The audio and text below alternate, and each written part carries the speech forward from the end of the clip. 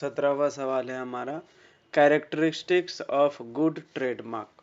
Trademark के आपको पूछ रहा है कि कोई कुछ ऐसे कैरेक्टरिस्टिक्स बताइए जो गुड ट्रेडमार्क के हों। ठीक है, मतलब कोई अच्छा ट्रेडमार्क कब माना जाएगा, जब उसमें कुछ ऐसी विशेषताएं होंगी तब उसको अच्छा है गुड ट्रेडमार्क माना जाएगा। तो वही आपसे पूछा जा रहा है। तो सबसे पहला है डिस्टिंक्टिवनेस। ठीक है, यूनिक, दूसरों से अलग। ठीक है, डिस्टिंग्विश होना चाहिए। अब जैसे मान के चलिए कोई किसी ने एप्पल का आईफोन बनाया, ठीक है, और कोई और अपने प्रोडक्ट का जो है ट्रेडमार्क एप्पल ही रख दे और वो भी फ़ोन ही बनाए, तो क्या होगा? कंफ्यूजन क्रिएट होगा कि ओरिजिनल आईफोन किसका है, ओरिजिनल एप्पल फ़ोन किसका है। ठीक है, तो यही है। तो सबसे पहला जो गुड ट्रेडमार्क का जो कैरेक्टर है वो है डिस्टिंक्टिवनेस। ठीक है, ये दूसरों से बिल्कुल अलग होगा। ठीक है, कोई एक जैसे एप्पल है तो एप्पल का अपना एक स्पेसिफिक ट्रेडमार्क है, उसका एक अलग से लोगो है। दूसरे कंपनी को अगर फ़ोन बनाना है तो कोई और आइडिया लगाए, कोई और ट्रेडमार्क ले। ठीक है, इससे क्या होगा, इससे लोगों को डिस्टिंग्विश करने में, उससे अंतर करने में आसानी होगी। ठीक है, अगर सब एप्पल का ही लोगो लगा के फ़ोन बेचने लगे तो लोगों को कन्फ्यूजन होगा कि ओरिजिनल कौन सा है, डुप्लीकेट कौन सा है। ठीक है, तो ट्रेडमार्क जो है हमेशा डिस्टिंक्टिव होना चाहिए, यूनिक होना चाहिए और दूसरों से डिस्टिंग्विश करने के लिए कैपेबल होना चाहिए। दूसरा है आपका non descriptive. Descriptive should not describe the product or service directly. जैसे आप कोई रसगुल्ला बना के बेच रहे हो, ठीक है, तो आप उसका नाम ही रसगुल्ला नहीं रख सकते, ट्रेडमार्क नहीं लग सकते उसका। ठीक है, जो आप प्रोडक्ट बेच रहे हो उसको डिस्क्राइब करने वाले कोई भी आप ट्रेडमार्क नहीं ले सकते। अगर कोई फ़ोन बना रहा है तो फ़ोन का ही ट्रेडमार्क नहीं ले सकता। ठीक है, जैसे कोई धागा बना रहा है तो वो उस धागा के लिए धागा वर्ड को ट्रेडमार्क नहीं करा सकता। ठीक है, तो वो नॉन डिस्क्रिप्टिव होना चाहिए, should not describe the product or service directly. कोई भी प्रोडक्ट आप जो ट्रेडमार्क ले रहे हो तो उस प्रोडक्ट का जो है डायरेक्ट लिंक नहीं होना चाहिए। जैसे मैं एप्पल की कंपनी चलाता हूँ, ठीक है, मेरे यहाँ पे बहुत सारे एप्पल आते हैं और मैं उसको ताज़ा ताज़ा पैकिंग करके बेचता हूँ। तो मैं उस एप्पल को बेचने के लिए अपने कंपनी का ट्रेडमार्क एप्पल नहीं रख सकता। ठीक है, क्योंकि मैं एप्पल बेच भी रहा हूँ तो उसका डायरेक्ट लिंक हो जाएगा ना उस प्रोडक्ट से, एप्पल और एप्पल। ठीक है, तो ऐसा तो नॉन डिस्क्रिप्टिव होना चाहिए। तीसरा है मेमोरेबल एंड सिंपल। आपके जो ट्रेडमार्क होंगे वो मेमोरेबल होना चाहिए और सिंपल होना चाहिए, कोई ऐसा लेंदी वगैरह नहीं रख सकते हैं। ट्रेडमार्क आपने देखा होगा हमेशा शॉर्ट और स्वीट होता है। ठीक है, तो इजी टू रिमेम्बर होना चाहिए, प्रोनाउंस में भी इजी होना चाहिए, लोगों को ऐसा ना हो कि तकलीफ हो बोलने में, तो फिर वो ट्रेडमार्क क्यों भाई। ठीक है, तो इजी टू प्रोनाउंस होना चाहिए, इजी टू रिमेम्बर होना चाहिए, सिंपल होना चाहिए, तो ये गुड ट्रेडमार्क कहलाता है। ठीक है, फिर है legally protectable, must comply with trademark laws, not to identical similar to existing marks. ठीक है, कोई पहले से किसी ने जो है ट्रेडमार्क ले रखा है तो आप उसका सिमिलर नहीं बना सकते। ठीक है, और दूसरा ट्रेडमार्क लॉ के अंदर प्रोहिबिटेड ना हो। ठीक है, तो ट्रेडमार्क लॉ के अंदर प्रोहिबिटेड कौन कौन से हैं, तो प्रोहिबिटेड है आप ऑफेंसिव ट्रेडमार्क नहीं रख सकते। ठीक है, जो पब्लिक पॉलिसी के अगेंस्ट है वैसे ट्रेडमार्क नहीं रख सकते, मिसलीडिंग ट्रेडमार्क नहीं रख सकते, स्कैंडलस ट्रेडमार्क नहीं रख सकते। ठीक है, तो ये जो है ऐसे वर्ड्स जो है लीगली जो है प्रोहिबिटेड है तो वैसे नहीं रख सकते। तो जो प्रोटेक्टेड वर्ड्स हैं आप उसी में से कुछ ट्रेडमार्क को ले सकते हो। ठीक है,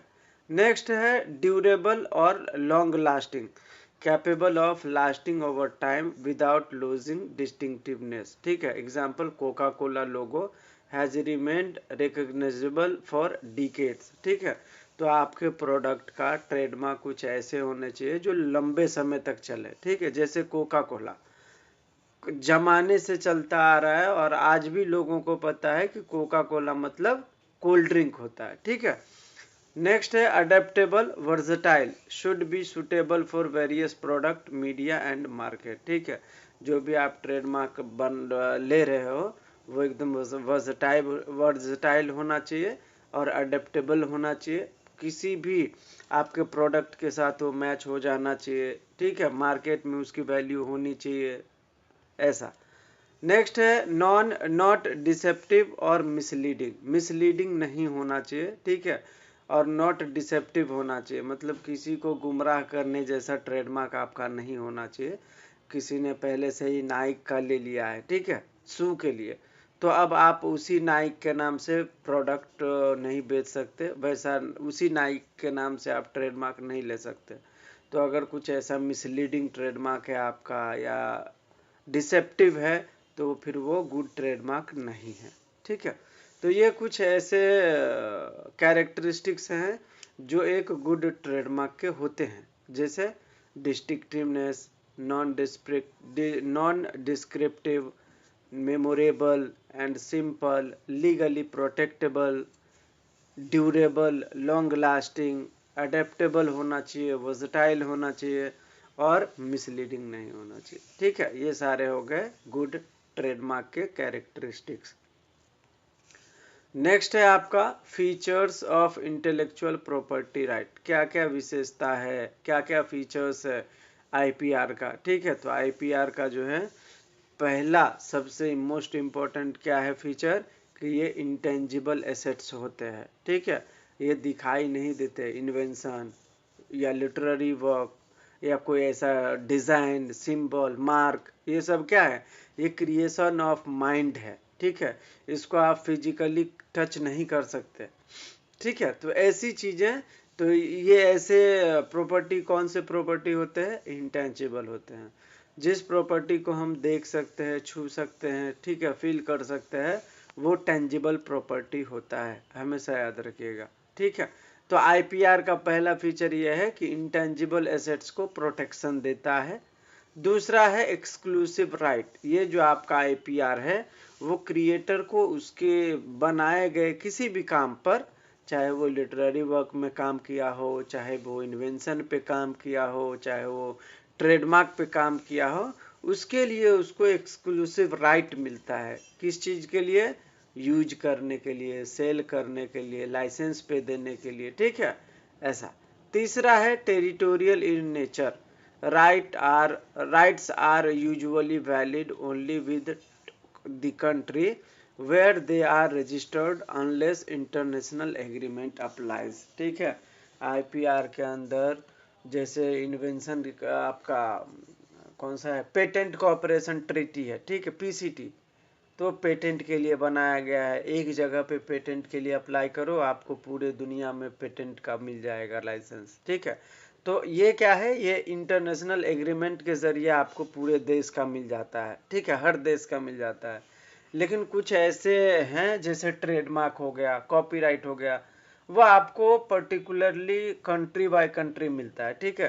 तो आपको उस टेरिटरी में, उस कंट्री में आपको जो है उसका एप्लीकेशन करके उसके लिए आपको जो है लाइसेंस लेना पड़ता है, फिर वहाँ पे आपको जो है उस पर्टिकुलर चीज़ के लिए आपको मिल जाता है राइट, कि भाई आपका इसके ऊपर राइट रहेगा। वैसे ही है टाइम बाउंड प्रोटेक्शन। आईपीआर के अंदर चाहे इन्वेंशन ले लो, चाहे कॉपीराइट ले लो, चाहे पेटेंट ले लो, ठीक है, या आपका ट्रेडमार्क ले लो, सभी का एक ड्यूरेशन है, ठीक है, फिक्स्ड टाइम बाउंड है। पेटेंट के लिए 20 साल है, कॉपीराइट के लिए एक लाइफ टाइम प्लस 60 ईयर है, ठीक है, फिर ट्रेडमार्क के लिए 10 साल है। तो ऐसे करके आईपीआर के अंदर जो है हमारा ये पेटेंट, कॉपीराइट या ट्रेडमार्क, सबका एक फिक्स ड्यूरेशन है, टाइम बाउंड प्रोटेक्शन उनको मिलता है, ठीक है। नेक्स्ट है encourages innovation and creativity. IPR जो है, इंटेलेक्चुअल प्रॉपर्टी राइट्स, ये क्रिएटर्स को जो है मोटिवेट करता है, इनकरेज करता है, ठीक है, कि आप कुछ अपने माइंड से क्रिएट करो, चाहे वो इन्वेंशन के तौर पे क्रिएट करो, चाहे वो लिटरेरी वर्क के तौर पे क्रिएट करो, कोई मूवी बनाओ, कोई आपका बुक लिखो, ठीक है, या आप कोई ऐसा ट्रेडमार्क बनाओ जो यूनिक हो। तो कहीं ना कहीं आपके इस मेहनत के लिए आपको क्या मिलता है, उसका प्रोटेक्शन मिलता है, आपको उसको यूज करने के राइट्स मिलते हैं, सेल करने के लिए राइट्स मिलते हैं, ठीक है।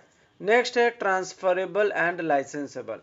आईपीआर के अंदर जो भी है आपका पेटेंट है, कॉपीराइट है या ट्रेडमार्क है, वो ट्रांसफरेबल है, आप किसी को भी ट्रांसफर कर सकते हैं, लाइसेंस पे दे सकते हैं।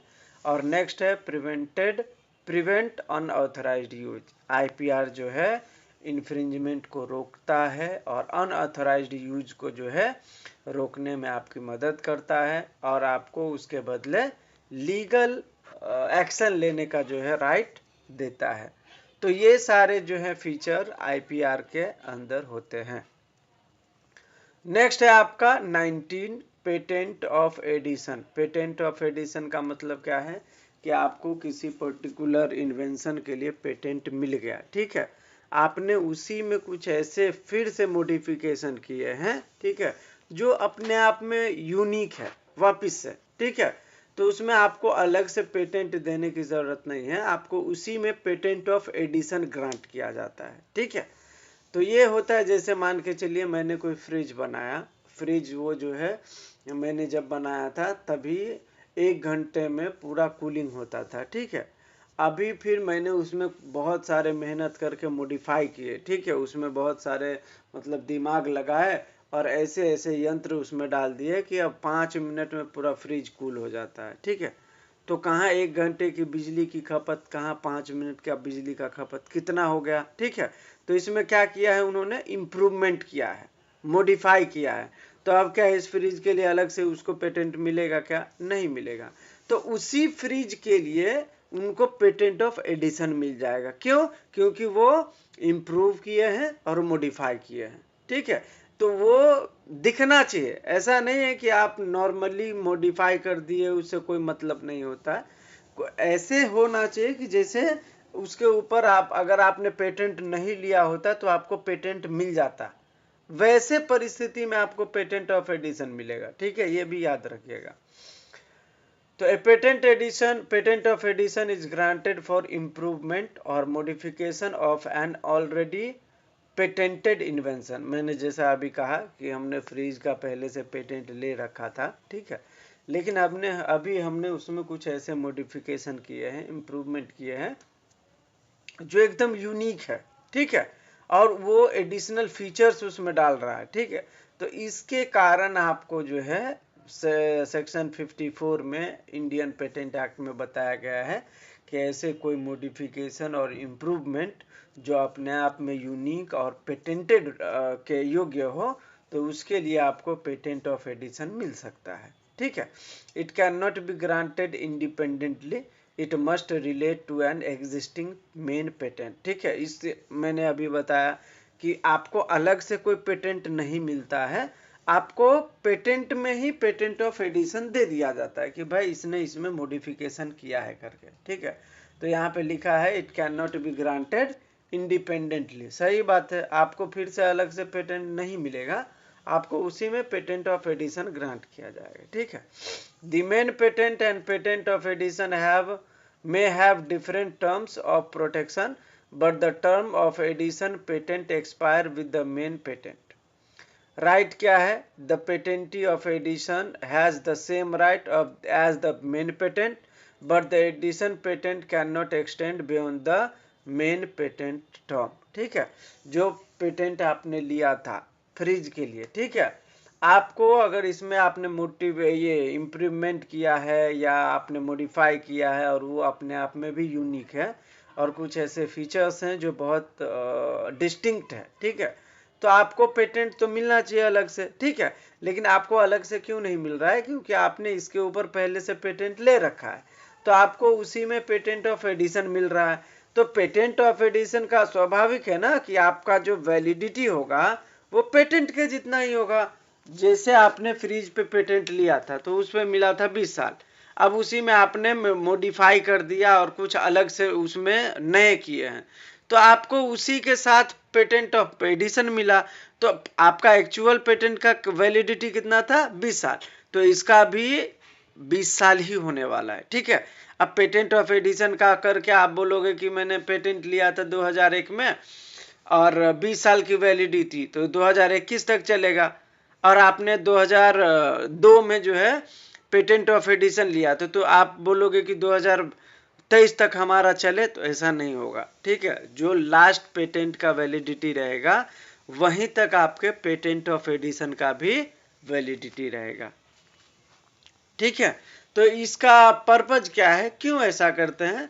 तो instead of filing a completely new patent, the company can file for a patent of addition for the improvement in the blade material. ठीक है, ये बोल रहा है कि आपको अलग से पेटेंट फाइल करने के बजाय आपके पहले ही पेटेंट जो आपको मिला था उसी में पेटेंट ऑफ एडिशन के लिए एप्लीकेशन कर सकते हो।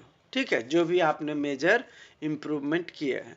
This protect the incremental innovation while the main patent remain valid. ठीक है, ये जो है आपने इसमें जो इंक्रीमेंट किया है, कुछ नए तब्दीली जो लाए हैं, उसको प्रोटेक्ट करने के लिए आपको पेटेंट ऑफ एडिशन मिलता है। ठीक है, आपका जो पहले का पेटेंट था वो एज इट इज रहता है, उसमें कोई फेरबदल नहीं होता है। The term of the patent edition ends when the main patent expired.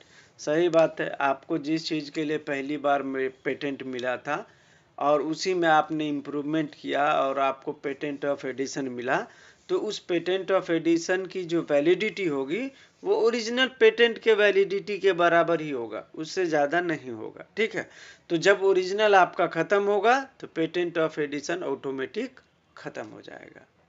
ठीक है, 20वां सवाल है आपका परमिटेड यूज। परमिटेड यूज में देखो आंसर ही लिखा हुआ है इसमें। परमिटेड यूज का मतलब ऐसा कोई यूज जो परमिसेबल हो। ठीक है, तो इसमें हम क्या क्या यूज कर सकते हैं, जैसे देखिए, permitted use refers to the limited use of copyrighted work without the author's prior permission. मैंने बताया था आप लोगों को कि कब कब किसी के कॉपीराइटेड मटेरियल का यूज करना इन्फ्रिंजमेंट नहीं कहलाता है। वही सवाल यहाँ पे पूछा गया है परमिटेड यूज के नाम से। ठीक है, तो कब कब, तो education, teachers and student can use copyrighted material for classroom teaching. ठीक है, कोई कॉपीराइट किसी मटेरियल पे लिया है, किसी नोवेल पे लिया है, किसी बुक पे लिया है, अगर वही नोवेल या बुक जो है टीचर और स्टूडेंट क्लासरूम में टीचिंग पर्पज से यूज कर रहे हैं, ठीक है, तो ये परमिशेबल है, इसको अपन कॉपीराइट नहीं मानेंगे। ठीक है, कॉपीराइट वायलेशन नहीं मानेंगे। दूसरा है research, scholars can use except of work for study और रिसर्च। जब कोई रिसर्चर, ठीक है, या कोई जो स्कॉलर्स होते हैं उनको किसी चीज़ के ऊपर रिसर्च करना है, ठीक है, तो वो किसी के कॉपीराइटेड मटेरियल का अगर यूज कर रहा है अपने रिसर्च में, ठीक है, या अपने स्टडी के माध्यम से, तो उसको भी जो है कॉपीराइट वायलेशन नहीं माना जाएगा। क्यों? क्योंकि ये परमिसेबल यूज है, परमिटेड यूज है। ठीक है, तीसरा है क्रिटिसिज्म एंड रिव्यू। अगर किसी ने मूवी बनाई तो सिनेमेटोग्राफ मूवी वो हो गया, ठीक है, वर्क, ये भी आ गया आपके कॉपीराइट में। तो यहाँ पे भी अगर किसी ने उसके मूवी का कट कॉपी पेस्ट किया है, ठीक है, आपने देखा होगा जो भी रिव्यू करते हैं कहीं ना कहीं वो मूवी का कॉपी करते हैं, उसका कोई क्लिप को कट करते हैं, ठीक है, और फिर उसके ऊपर जो है अपनी बात रखते हैं कि मूवी चलने वाली है या नहीं चलने वाली है। तो या क्रिटिसिज्म हो या रिव्यू हो, ठीक है, अगर आपने किसी के कॉपीराइटेड मटेरियल के ऊपर किया है तो भी वो ये वायलेशन नहीं है। ठीक है, क्यों? क्योंकि ये परमिटेड यूज में आता है। नेक्स्ट है न्यूज रिपोर्टिंग। किसी के कोई ऐसे रिपोर्ट्स हैं या ऐसे आपके नोवेल हैं या ऐसे कोई बुक है जिसके ऊपर कॉपीराइट लिया गया है और कोई भी न्यूज रिपोर्टर उस पर्टिकुलर पेज का या उस पर्टिकुलर नोवेल का इस्तेमाल कर रहा है रिपोर्टिंग के जरिए, ठीक है, तो ये भी जो है आपका वायलेशन नहीं माना जाएगा। क्यों? क्योंकि ये परमिटेड यूज में आता है। ठीक है, न्यूज रिपोर्टिंग। और नेक्स्ट है पैरोडी और सटायर, कोई इंटरटेनमेंट पर्पज से, ठीक है, ह्यूमर के लिए अगर किसी का कोई कॉपीराइटेड मटेरियल का यूज करता है तो वो भी जो है वायलेशन नहीं माना जाएगा कॉपीराइट का। क्यों? क्योंकि वो परमिसेबल यूज में आता है। तो अगर आपसे पूछे परमिटेड यूज के बारे में तो एजुकेशन पर्पज से, रिसर्च के पर्पज से, क्रिटिसिज्म या रिव्यू के पर्पज से, न्यूज रिपोर्टिंग के पर्पज से, पैरोडी या सटायर वीडियो के पर्पज से अगर कोई काम किया जाता है, ठीक है, थ्रू कॉपीराइटेड मटेरियल, तो वो वायलेशन नहीं माना जाएगा।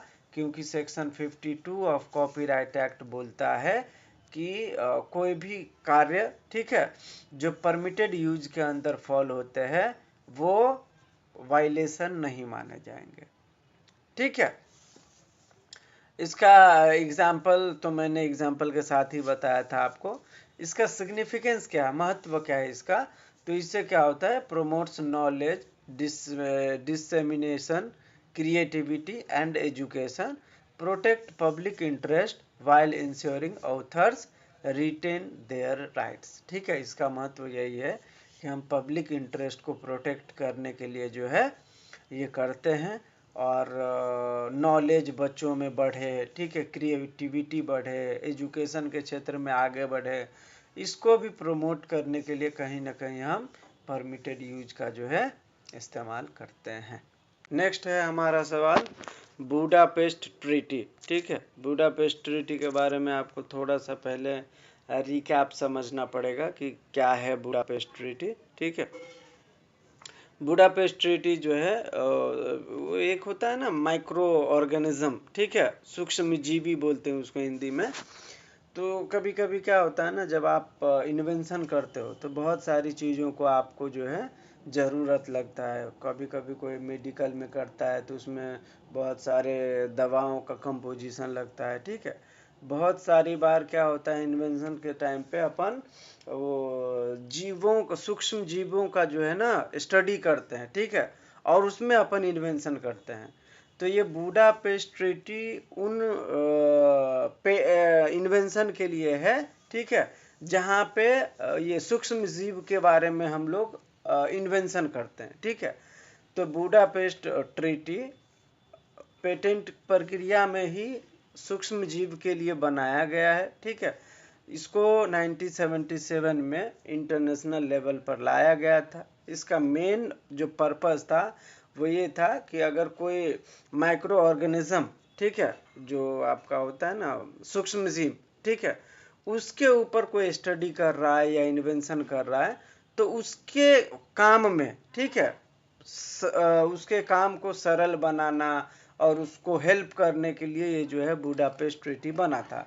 ये अदर इन्वेंशन से थोड़ा अलग है। ठीक है, इसका मेन पर्पज ये था कि जो सूक्ष्म जीव या माइक्रो ऑर्गेनिज्म के क्या बोलते हैं कॉन्टेक्स्ट में जो लोग काम कर रहे हैं, ठीक है, जिनको अपन लिख नहीं सकते, माइक्रो अगर हम सूक्ष्म जीव के लिए अगर कोई इन्वेंशन कर रहा है, ठीक है, तो हम उसको कैसे लिखेंगे, वो तो सूक्ष्म जीव है। ठीक है, तो वैसे चीज़ों को अगर हम लिख नहीं सकते हैं तो उसके लिए पेटेंट लेने में थोड़ा सा हो जाता है मुश्किल। ठीक है, तो ये बुडापेस्ट ट्रीटी खास करके उसी सूक्ष्म जीव के लिए जब हम इन्वेंशन करते हैं तो उसमें हेल्प करने के लिए बुडापेस्ट ट्रीटी बनाया गया था, ये हमेशा याद रखना। ठीक है, इसके अंदर बहुत सारे इंटरनेशनल जो लेवल पे जो कंट्रीज हैं वो मेंबर बने हैं। ठीक है, इसके लिए बार बार जो है आपको अगर माइक्रो ऑर्गेनिज्म में आप इन्वेंशन कर रहे हो तो आपको बार बार पेटेंट लेने की ज़रूरत नहीं है। आपने एक बार ले लिया तो आप उस माइक्रो ऑर्गेनिज्म के ऊपर जितना इन्वेंशन करना चाहते हो आप करो, आपको कोई प्रॉब्लम नहीं होगा। ठीक है, तो ये खास करके ये है। The treaty is formally called the Budapest treaty on the international recognition of the deposit of microorganisms for the purpose of patent procedure. India became a party to the Budapest Treaty on the international recognition of deposit of microorganisms for the purpose of patent procedure on 17th October 2001. ठीक है, तो ये जो Budapest treaty 1977 में आया था भारत इसका member 17 सितंबर 2001 में बना, ठीक है। When it deposited its instrument accession with the Director General of WIPO, ठीक है, तो ये जो कहीं ना कहीं WIPO का भी पार्ट है। The treaty entered into force in 17th December 2001, 3 months after accession. This means that from 17 December 2001, India was officially bound by the Budapest Treaty, allowing patent application in India to make a single deposit of microorganism at an international depository authority recognized under the treaty for patent purposes in all member countries. Purpose क्या था? To simplify patent procedure for invention involving micro organism, ठीक है। That can not be fully described in written form. मैंने पहले ही बताया micro organism के ऊपर जब कोई इन्वेंशन करता है, ठीक है, तो उसको आप लिख नहीं सकते हैं, ठीक है, बारीकी से, क्योंकि वो एक तरीके से सूक्ष्म जीव होते हैं, उसके ऊपर काम कर रहे हैं, तो आप कैसे उसके बारे में डिटेल में लिख पाएंगे। तो जब ऐसी परिस्थिति होती है माइक्रो ऑर्गेनिज्म के कॉन्टेक्स्ट में इन्वेंशन करते समय, तो ये जो बुडापेस्ट ट्रीटी है आपको उसमें हेल्प करता है, ठीक है, खास करके ये उसके लिए बनाया गया था। लीगल बेसिस क्या है? तो एडमिनिस्टर्ड बाय वीपो। ये जो आपका बुडापेस्ट ट्रीटी है वो काम करता है वीपो के अंदर। Recognised by member countries under their patent laws. हर देश का जो पेटेंट लॉ है वो पेटेंट लॉ के अंदर ही इस बुडापेस्ट ट्रीटी को जो है फॉलो करते हैं। Allow one international deposit of micro organism to be accepted for patent purpose in all member states, ठीक है। आपको एक जगह पे अगर ले लेते हैं ये माइक्रो ऑर्गेनिज्म के कॉन्टेक्स्ट में, आप जो है पेटेंट के लिए एक बार अप्लाई करते हैं, तो आपको ऑल मेंबर स्टेट्स में जो है लाइसेंस आपका जो है मिल जाता है। की फीचर क्या है? तो इंटरनेशनल रिकॉग्निशन मिला है बुडापेस्ट ट्रीटी को, खास करके किसके लिए? तो माइक्रो ऑर्गेनिज्म इन्वेंशन के लिए। एप्लीकेबल टू माइक्रो ऑर्गेनिज्म, ये मैंने पहले ही बता दिया, जैसे कोई बैक्टीरिया पर शोध कर रहा हो, कोई वायरस पर शोध कर रहा हो, कोई फंगस पर शोध कर रहा हो, कोई ना कोई तो करता ही होगा ना, तभी तो हमें पता है कि ये फंगल इन्फेक्शन है, ये बैक्टीरिया है, वायरस है। कैसे पता चला? किसी न किसी ने उसके ऊपर तो इन्वेंशन किया ही होगा, दिमाग लगाया ही होगा, राइट। तो ऐसी परिस्थिति को ही डील करने के लिए जब अपन बैक्टीरिया के संदर्भ में इन्वेंशन करते हैं या वायरस के कॉन्टेक्स्ट में या फंगस के कॉन्टेक्स्ट में, ठीक है, तो उसको अपन डिस्क्राइब नहीं कर सकते हैं राइटिंग में, तो हमें कोई तो हो चाहिए ना हेल्प करने वाला। तो ये जो बुडापेस्ट ट्रीटी है वैसी परिस्थिति में आपको हेल्प करता है आपके पेटेंट लेने के लिए, ठीक है। फैसिलिटेट्स पेटेंट फाइलिंग, ये बुडापेस्ट ट्रीटी जो है पेटेंट फाइलिंग में भी आपको जो है हेल्प करता है, प्रोसीजरल वर्क को कम करता है, फाइनेंशियल बर्डन आपका कम हो जाता है। क्यों? क्योंकि आपको बुडापेस्ट ट्रीटी, हर देश में आपको अलग अलग पेटेंट के लिए एप्लीकेशन करने की ज़रूरत नहीं होती। बुडापेस्ट ट्रीटी के ज़रिए आप एक ही एप्लीकेशन करके सेपरेटली हर देश का जो है इन्वेंशन का राइट रख सकते हो, ठीक है। तो ये है आपका कुल मिला के बुडापेस्ट ट्रीटी। नेक्स्ट है आपका work in which copyright subsist, ठीक है। कॉपीराइट के अंदर कौन कौन से वर्क जो है सबसिस्ट करते हैं। पहला तो सबसे पहला है आपका लिटरेरी वर्क, कॉपीराइट इसके लिए भी मिलता है आपको। दूसरा है ड्रामेटिक वर्क, इसके लिए भी आपको कॉपीराइट मिलता है। तीसरा है म्यूजिकल वर्क, ये भी कॉपीराइट के अंदर आते हैं। चौथा है सिनेमाटोग्राफ वर्क, ये भी आपका कॉपीराइट के अंदर आता है। छठा है साउंड रिकॉर्डिंग वर्क, ये भी आपका कॉपीराइट के अंदर आता है। जब मैंने बेसिक लिया था तो उसमें मैंने 8-9 बताए थे, ये मेजर है तो हमने इसी को कवर किया है यहाँ पे, ठीक है। तो ये याद रखिएगा कॉपीराइट के अंदर जो है वर्क कितने टाइप के होते हैं। तो लिटरेरी वर्क हो सकता है जिसके ऊपर कॉपीराइट मिलता है, ड्रामेटिक वर्क हो सकता है, तो लिटरेरी वर्क में क्या होगा, बुक आएगा, नोवेल आएगा, पोएम आएगा, आर्टिकल्स आएंगे, ठीक है। ड्रामेटिक वर्क में कोई प्ले आएगा, स्क्रिप्ट आएगा, कोरियोग्राफी आएगा। म्यूजिकल वर्क में कोई कंपोजिशन आएगा, लिरिक्स आएगा। फिर है आर्टिस्टिक वर्क, इसमें क्या आएंगे, पेंटिंग आएगा, ड्राइंग आएगा, स्कल्पचर आएगा, फोटोग्राफ आएगा। फिर पांचवा है सिनेमाटोग्राफ फिल्म, इसमें मोशन पिक्चर आएंगे, वीडियोस, फिल्म, डॉक्यूमेंट्रीज, ये सब। और सिक्स्थ है साउंड रिकॉर्डिंग, इसमें क्या होगा, रिकॉर्डिंग ऑफ म्यूजिक, स्पीच या अदर साउंड। तो ये सारे इसके अंदर आते हैं। तो ये सभी क्या है, कॉपीराइट के ही पार्ट हैं जिसके ऊपर आपको कॉपीराइट मिलता है। नेक्स्ट है आपका significance of trademark registration. Trademark अगर आप रजिस्ट्रेशन करा लेते हैं तो इसका महत्व क्या है, ठीक है, क्या इसका बेनिफिट है। तो सबसे पहला तो है कि एक्सक्लूसिव राइट मिल जाता है आपको। अगर आपने अपने ट्रेडमार्क का रजिस्ट्रेशन करा लिया है तो आपको कोई भी बंदा अगर उसका वायलेशन करेगा तो आप उसके ऊपर तुरंत केस कर सकते हो। तो सबसे पहला राइट है एक्सक्लूसिव राइट आफ्टर रजिस्ट्रेशन। दूसरा है लीगल प्रोटेक्शन, अगर कोई भी आपके कॉपीराइटेड ट्रेडमार्क प्रोडक्ट का वायलेशन करता है तो आप उसके ऊपर लीगल एक्शन ले सकते हैं। तीसरा है public notice, registered trademark serves as public notice of ownership discouraging third party imitation, ठीक है। अगर आपने रजिस्ट्रेशन करा लिया है ट्रेडमार्क का तो ये एक तरीके से नोटिस का काम करता है। लोग सामने वाला आपके कंपनी के इस ट्रेडमार्क से डरेंगे कि भाई ये पहले से ले चुका है, हमें इसका ट्रेडमार्क नहीं मिलेगा और हमें नहीं लेना है, हम लेंगे तो ये क्या कहलाएगा, डिसेप्टिवली सिमिलर हो जाएगा, फिर हमारा ट्रेडमार्क कैंसिल हो जाएगा। तो एक तरीके से हम पब्लिक नोटिस के लिए भी ट्रेडमार्क रजिस्ट्रेशन लेते हैं। फिर है right to sue for infringement, अगर आप ट्रेडमार्क का रजिस्ट्रेशन करा लेते हैं तो आपको किसी के ऊपर केस करने का राइट मिल जाता है। पांचवा है कॉमर्शियल एडवांटेज, आपको कॉमर्शियल एडवांटेज मिलता है। आपका रजिस्टर्ड रहता है ट्रेडमार्क तो लोगों को जो है ट्रस्ट बढ़ जाता है लोगों के अंदर, ठीक है, और आपके प्रोडक्ट का वैल्यू बढ़ जाता है, ठीक है।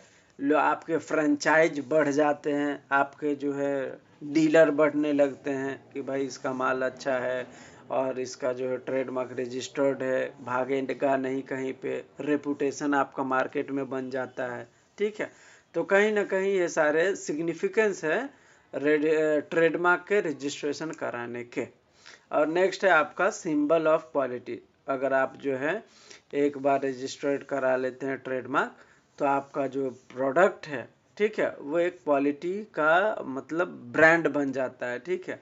जैसे आपका अमूल हो गया, रजिस्टर्ड ट्रेडमार्क है, तो कैसे होता है ना, आप दूसरा आइसक्रीम खरीदने जाओ तो कैसे बोलते हो अमूल का नहीं है क्या, क्यों, क्योंकि आपको पता है कि अमूल का जो ब्रांड है वो एकदम क्वालिटी प्रोडक्ट देता है, ठीक है, तो उसका अच्छा होता है। तो कहीं ना कहीं ये क्वालिटी के तौर पर भी देखा जाता है आपके रजिस्टर्ड ट्रेडमार्क को। नेक्स्ट है आपका कलेक्टिव ट्रेडमार्क। कलेक्टिव ट्रेडमार्क जैसे एडवोकेट, जैसे कंपनी सेक्रेटरी, सीएस, जैसे सीए, कंपनी ये चार्टर अकाउंटेंट। जब कलेक्टिवली किसी वर्ड का यूज किया जाता है किसी ग्रुप ऑफ कंपनी या ग्रुप ऑफ इंडिविजुअल के द्वारा या ग्रुप ऑफ ऑर्गेनाइजेशन के द्वारा, तो उसको कलेक्टिव मार्क कहा जाता है, ठीक है। A collective mark is a trademark or service mark used by member of an association or organisation, ठीक है, to indicate that their goods or services come from a particular group. तो मैंने शुरू के लेक्चर में भी बताया था, जब कोई सीए की पढ़ाई कर लेता है, डिग्री मिल जाता है, ठीक है, तो वो सीए लगा सकता है। तो कोई भी अगर सीए की पढ़ाई करने के बाद अगर सीए बनना चाहता है तो वो सब कुछ करने के बाद उसको सीए का जो है लगाने का अधिकार मिल जाता है। तो ये क्या है, एक कलेक्टिव मार्क है, वो कोई हर उस ऑर्गेनाइजेशन में या उस फ्रेटर्निटी में, ठीक है, जो भी लोग होंगे सब उसका यूज कर सकेंगे, ठीक है। तो यही होता है कलेक्टिव मार्क।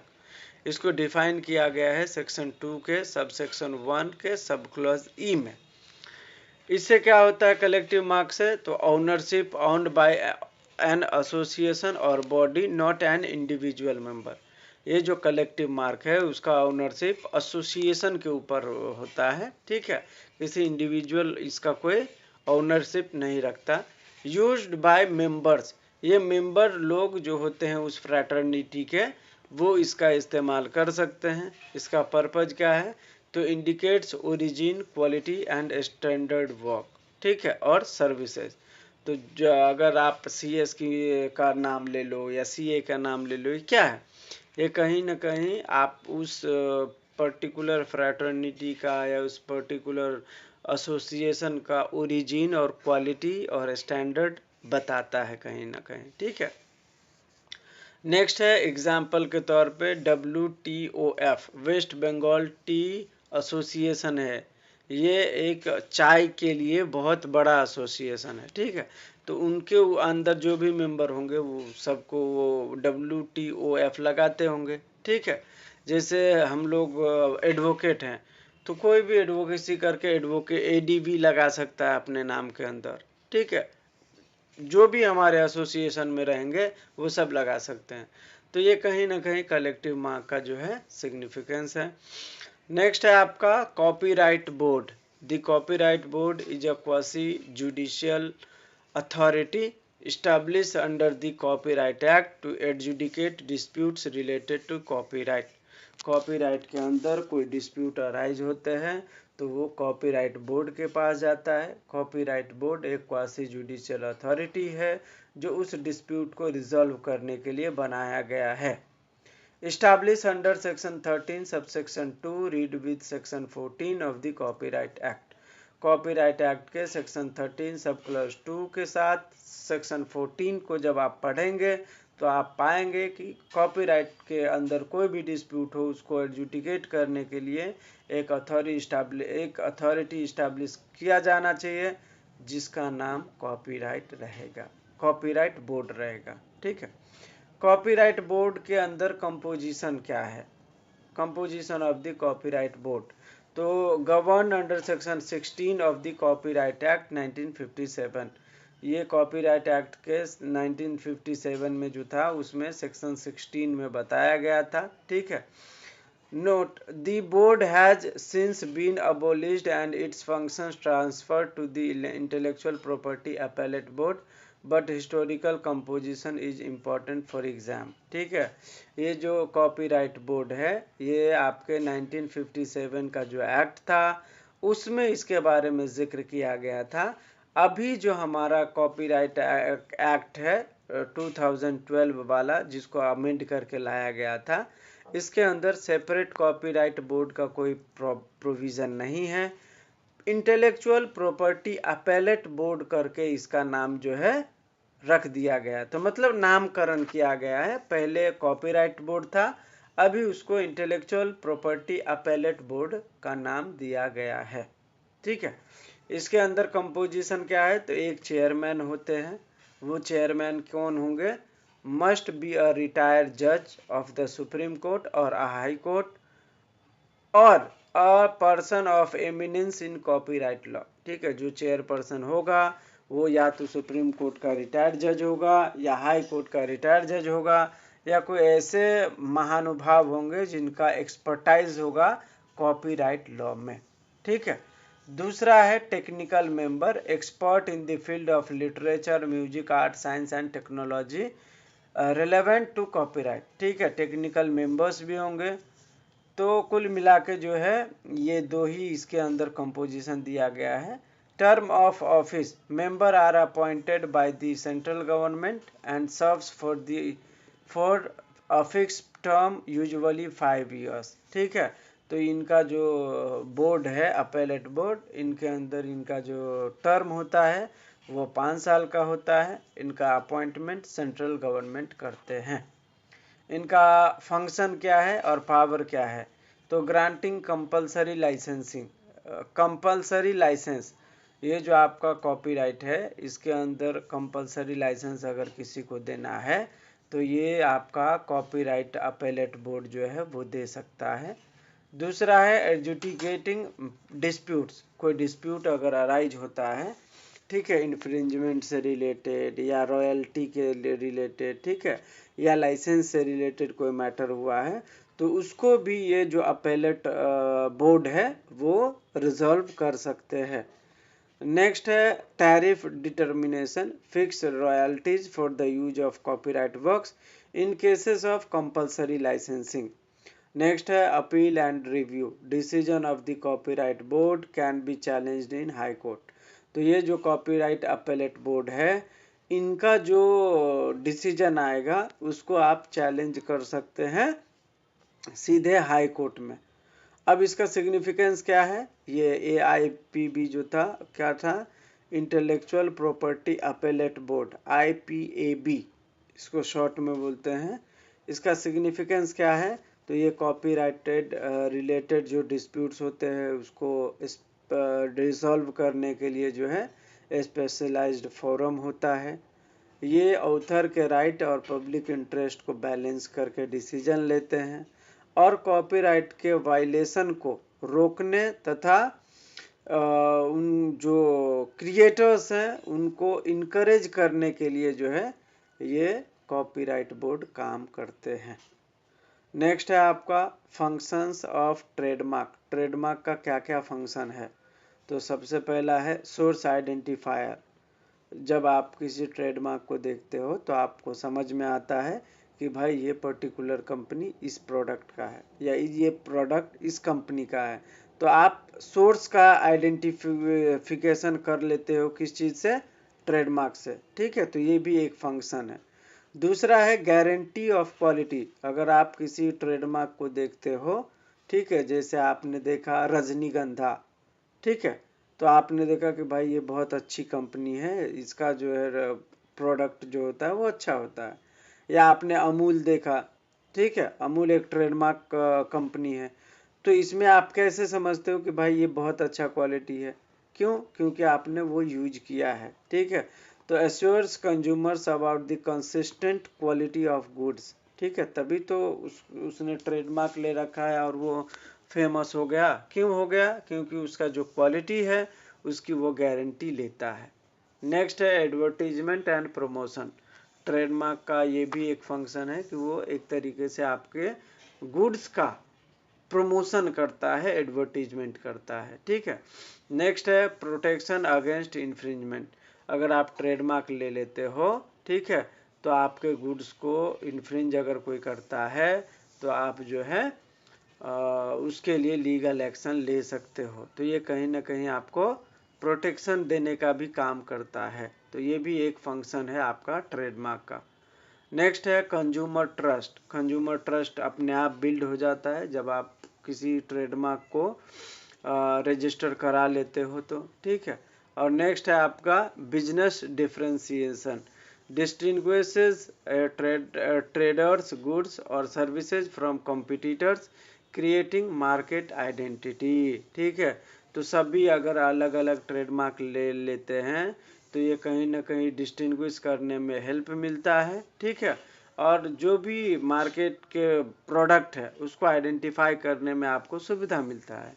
तो कहीं ना कहीं ट्रेडमार्क इसके अंदर भी काम करता है। सर्टिफिकेशन ट्रेडमार्क जो है किसी गुड्स या सर्विस को सर्टिफाई करने के लिए जो ट्रेडमार्क दिया जाता है वो कहलाता है सर्टिफिकेशन ट्रेडमार्क।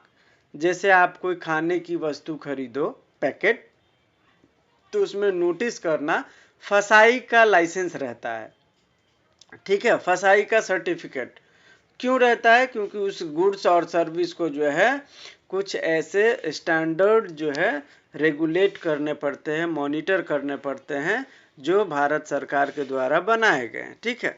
तो अगर कोई ऐसा स्टैंडर्ड, क्वालिटी, ओरिजिन, मटेरियल अगर वो जो है फॉलो करता है, ठीक है, तो गवर्नमेंट उसको सर्टिफाई करता है।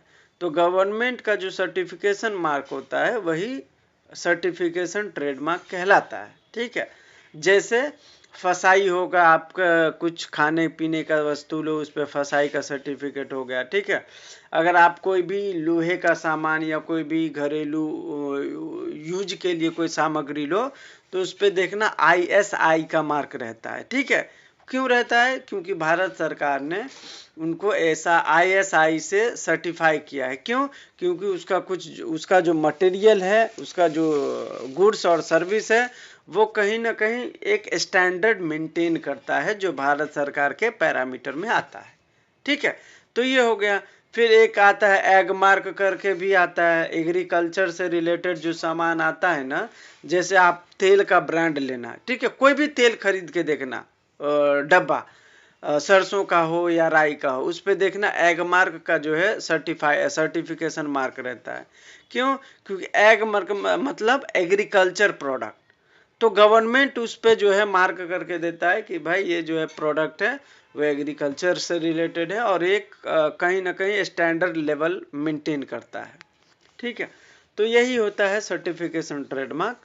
A certification trademark is a mark used to certify that goods or service comply with certain standard and quality. ठीक है। Unlike ordinary trademark, it is not used by the owner but by the authorized user who meet the prescribed standard. ठीक है। Govern under section 2 subsection 1 subclause 3 and section 71 to 73 of Trademark Act. ठीक है। तो इसमें जो है एक standard जो है आपको मेंटेन करना पड़ेगा। अगर वो स्टैंडर्ड मेंटेन कर लेते हैं तो स्टैंडर्डाइज जो बॉडी जो होता है गवर्नमेंट का, वो आपके उस क्वालिटी को देखेंगे और जैसे ही उनको लगेगा कि आप क्वालिटी प्रोडक्ट बनाए हैं, स्टैंडर्ड को मीट कर रहे हैं, तो आपको सर्टिफिकेशन मार्क दिया जाएगा। यही होता है सर्टिफिकेशन ट्रेडमार्क। एग्जाम्पल भी दिया है यहाँ पे, ISI मार्क ले लो, एग मार्क ले लो, या आपका जो है फसाई मार्क ले लो, ये सारे उसमें आते हैं। नेक्स्ट है आपका 28 घोस्ट मार्क। घोस्ट मार्क का मतलब क्या है कि आपने गुड्स बना है, आपने ट्रेडमार्क भी ले लिया, लेकिन अब एग्जिस्ट नहीं कर रहा है वो, ठीक है। जैसे एग्जाम्पल के तौर पे आपको बताऊं, टाटा का नैनो कार आया था, ठीक है, उसने ट्रेडमार्क भी ले लिया, माल भी आया, बेच भी दिया, फिर वापस बना ही नहीं वो, ठीक है, खत्म हो गया, विलुप्त हो गया। तो ये क्या हो गया? घोस्ट मार्क हो गया। आपने सुना होगा एक आता था डालडा करके ऑयल, ठीक है, डालडा कंपनी का। डालडा एक रजिस्टर्ड ट्रेडमार्क है, लेकिन अब डालडा कोई प्रोडक्ट नहीं बना रहा है, खत्म हो गया उसका, ठीक है। तो ये क्या हो गया? Ghost mark. तो a ghost mark is a trademark that is registered but not actually in use in the market, ठीक है। नैनो भी ऐसे ही था, अब रजिस्टर्ड था लेकिन अब वो मार्केट में नहीं मिल रहा है, कहीं पे भी नहीं है, ठीक है। तो वही होता है ghost mark. These mark are often registered to reserve a brand name or prevent other from using similar names, similar marks, even if the owner does not intend to use it immediately.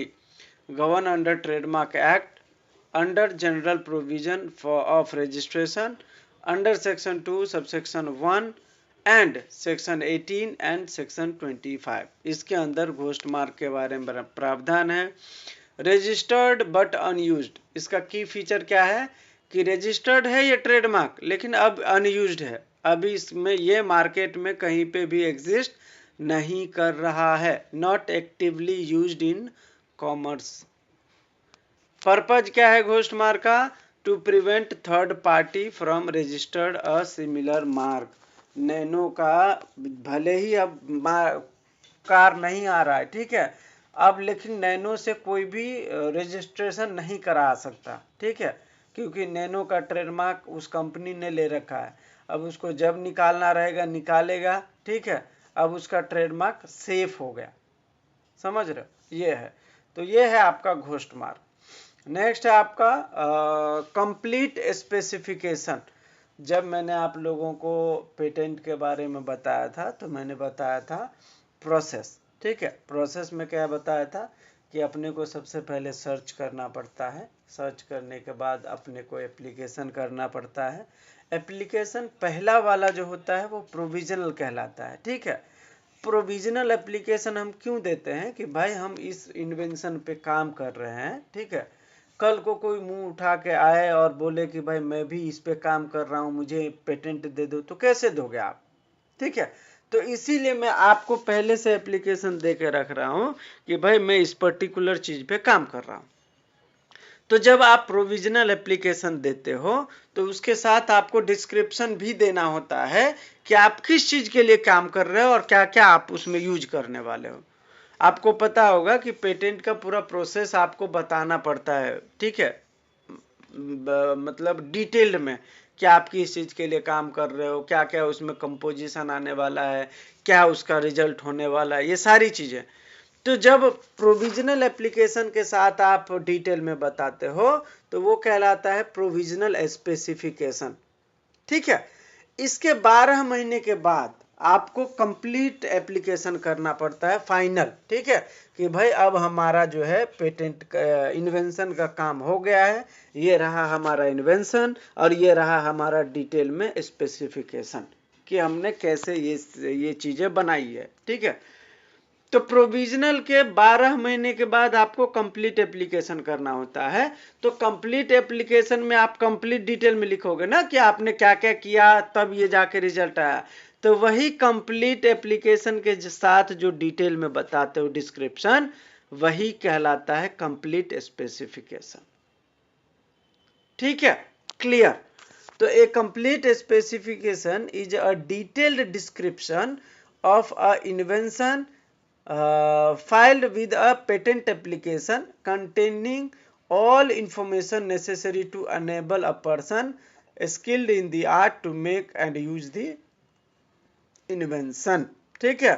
अब ये जो आपका complete specification है उसमें क्या क्या जरूरी है, तो आपका इन्वेंशन का टाइटल उसमें लिखना पड़ेगा, ठीक है। आप किस फील्ड में इन्वेंशन कर रहे थे वो लिखना पड़ेगा, किस टेक्नोलॉजी का इस्तेमाल किया वो लिखना पड़ेगा, बैकग्राउंड उसका लिखना पड़ेगा कि आपको कहाँ से ये नॉलेज आया, ठीक है, क्या क्या इसमें प्रॉब्लम आपने फेस किया। फिर आपको फुल एक्सप्लेनेशन देना पड़ेगा उस इन्वेंशन के बारे में, ठीक है। फिर आपको जो है आपका क्लेम डिटेल में लिखना पड़ेगा, एब्स्ट्रैक्ट लिखना पड़ेगा, शॉर्ट समरी देना पड़ेगा इन्वेंशन के लिए, ठीक है। और फिर जो है आपको जो भी उसमें जो नेसेसरी आपने स्टेप्स लिए थे उसको एक्सप्लेन करना पड़ेगा, ठीक है। तब जाके आपका जो है इन्वेंशन कंप्लीट स्पेसिफिकेशन के मोड में कंट्रोलर के पास जाएगा, ठीक है। तो ये है आपका कंप्लीट स्पेसिफिकेशन। और जब हम शुरू में करते हैं उसको बोलते हैं प्रोविजनल स्पेसिफिकेशन। तो कभी कभी ये सवाल बनता है, अभी जैसे कंप्लीट स्पेसिफिकेशन पूछा है, आपसे पूछ सकता है कि डिफाइन प्रोविजनल स्पेसिफिकेशन। तो जब हम प्रोविजनल पहला वाला जो एप्लीकेशन करते हैं उसमें जो हम डिस्क्रिप्शन देते हैं वो कहलाता है प्रोविजनल स्पेसिफिकेशन। और जब हम कंप्लीट एप्लीकेशन करते हैं 12 महीने के बाद, उसी को प्रायोरिटी डेट भी कहा जाता है, 12 महीने की डेट को, ठीक है।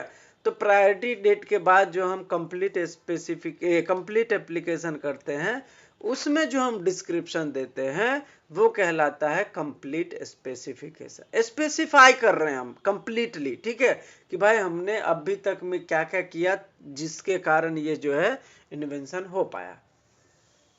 नेक्स्ट है आपका 30 नंबर का क्वेश्चन है, ये है आपका anticipation in patent law. Anticipation refers to a situation where an invention lacks novelty because it has been already disclosed or made available to the public before the filing date of the patent application, ठीक है।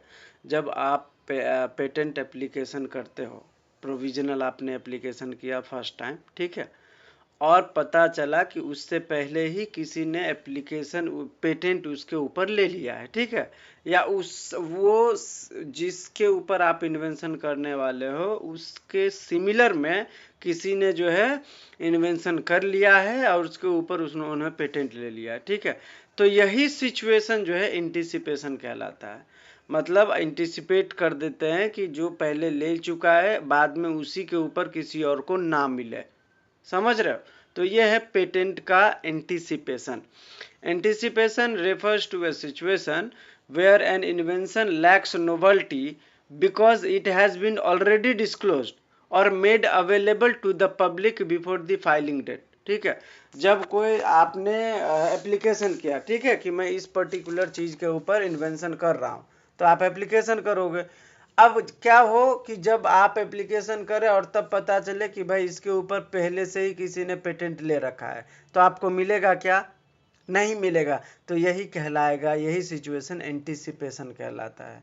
अगर आपके पहले किसी ने नहीं लिया होता तो आपको मिल जाता, लेकिन पहले ही वो पब्लिक में है, ठीक है, पब्लिक डोमेन में वो पहले से ही है, और आप उसके लिए फिर से पेटेंट एप्लीकेशन कर रहे हो, तो फिर उसके ऊपर आपको पेटेंट नहीं मिलेगा। ठीक है, क्योंकि जब हम इन्वेंशन की बात करते हैं तो उसमें नोवल होना चाहिए, इन्वेंटिव स्टेप्स होने चाहिए और कैपेबल ऑफ इंडस्ट्रियल एप्लीकेशन होना चाहिए, तभी आपको उसके ऊपर पेटेंट मिलेगा। तो नोवल तो तब होगा ना जब नया हो। जब आप पहले से किसी ने ले रखा है तो इसका मतलब है कि आप उसका कॉपी कर रहे हो। ठीक है, तभी तो आप सेम बना रहे हो। तो सेम बना रहे हो तो आपको एंटिसिपेट किया जाएगा, आपको जो है उसके ऊपर पेटेंट नहीं मिलेगा। ठीक है, तो यही कहलाता है एंटिसिपेशन। तो एंटिसिपेशन का मेन जो की एस्पेक्ट है वो ये है कि आपके पहले एप्लीकेशन के पहले ही किसी ने उसके ऊपर पेटेंट ले रखा हो, वो पहले ही पब्लिक के सामने आ चुका हो। ठीक है, तो वही एंटिसिपेशन कहलाएगा, फिर आपको आप उस चीज के लिए पेटेंट नहीं मिलेगा। तो की पॉइंट है प्रायर डिस्क्लोजर। ठीक है, इफेक्ट ऑन पेटेंटेबिलिटी, आपको नहीं मिलेगा ना। फिर अगर किसी ने पहले ही इन्वेंशन करके उसके ऊपर पेटेंट ले लिया है तो आपको नहीं मिलेगा, क्योंकि वो ऑलरेडी बन चुका है, तो आप में नोवेल्टी रहा कहाँ, आप उसी का कॉपी कर रहे हो। ठीक है, तो ये एक तरीके से एंटिसिपेट करने का काम करता है, रोकने का काम करता है कि भाई ये ऑलरेडी एग्जिस्ट कर रहा है तो हम आपको इसके ऊपर पेटेंट नहीं देंगे। ठीक है, यही है आपका एंटिसिपेशन। एग्जाम्पल है a new chemical compound already published in a scientific journal. ठीक है, आप किसी चीज के ऊपर काम कर रहे हो, ठीक है, पेटेंट के लिए, और आप उसका जो है एप्लीकेशन किए और पता चला जिस चीज के लिए आप काम कर रहे हो वो पहले से ही किसी जर्नल में छपा हुआ था और उसके ऊपर किसी ने पहले से पेटेंट ले रखा है, तो आपको मिलेगा क्या पेटेंट? नहीं मिलेगा, फिर आपको रोक दिया जाएगा। तो यही होता है एंटिसिपेट करना, जो ऑलरेडी एग्जिस्ट कर रहा है आपको उसी के ऊपर वापस से नहीं मिलेगा। ठीक है, नेक्स्ट है आपका well known trademark. Well known trademark का मतलब जिसको सभी को पता हो, जिस प्रोडक्ट के बारे में, जिस ट्रेडमार्क के बारे में। ठीक है, तो कोई ऐसा ट्रेडमार्क जो वाइडली रिकॉग्नाइज्ड हो। ठीक है, a well known trademark is a mark that is widely recognised by the relevant public in India or internationally as identifying a particular product or service. ठीक है, जिस ऐसा कोई प्रोडक्ट जिसका रेपो मार्केट में बहुत हाई हो, ठीक है, उसको रजिस्ट्रेशन की भी ज़रूरत ना पड़े। ठीक है, और ऐसा कोई उसके अंदर जो क्वालिटी हो, ठीक है, उसका एडवर्टाइजमेंट जो है बहुत लार्ज स्केल पे होता हो। ठीक है, या उसका जो यूज है वो बहुत जो टेरिटरी एरिया है वो बहुत लार्ज नंबर पे वहाँ पे यूज हो रहा है। ठीक है, तो ऐसे कोई प्रोडक्ट हैं तो वो वेल नोन ट्रेडमार्क कहलाते हैं। ठीक है, और ये जो वेल नोन ट्रेडमार्क है वो ट्रिप्स एग्रीमेंट के तहत आया था, और वेल नोन ट्रेडमार्क कई बार कोर्ट्स भी ग्रांट करते हैं। नेक्स्ट है आप वेल नोन ट्रेडमार्क के एग्जाम्पल के तौर पे हम देखें तो कोका कोला है, गूगल है, एप्पल है। ठीक है, ये सारे वेल नोन ट्रेडमार्क के एग्जाम्पल के अंदर आता है।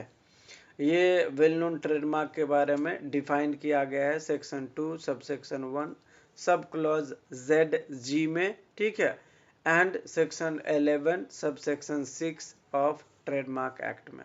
ठीक है, नेक्स्ट है आपका इन्फ्रिंजिंग कॉपीराइट, क्वेश्चन नंबर 32, आज का लास्ट सवाल।